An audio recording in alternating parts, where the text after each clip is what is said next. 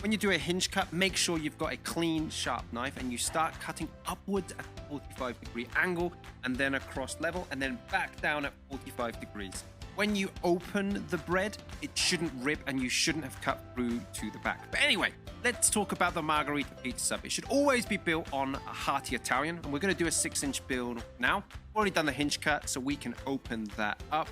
And let's start by grabbing 1 scoop of marinara sauce, leveling it off and putting it directly onto the bread.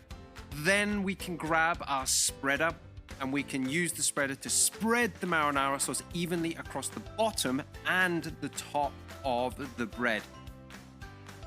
Because it's a pizza sub, it's kind of like an open sandwich. You want to make sure it's nice and even across all of the bread.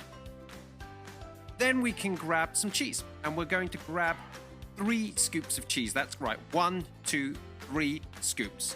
So we can put the first scoop across the bottom, and then we can put the other scoops evenly across the rest of the sub. The key message I'm trying to get across to you guys here is honestly, make sure that the marinara sauce and the cheese is spread evenly across all of the sub. Because it's just a margarita, it's basically cheese and tomato, we can put it straight into the toaster oven now. Check the playbook for exact toaster settings. Then we can wrap it and serve it to the guests. But hey, what are you doing? Why are you stopping here? Don't, what? No, no veggies on the margarita. If a guest wants veggies, they have to upgrade to the veggie sub.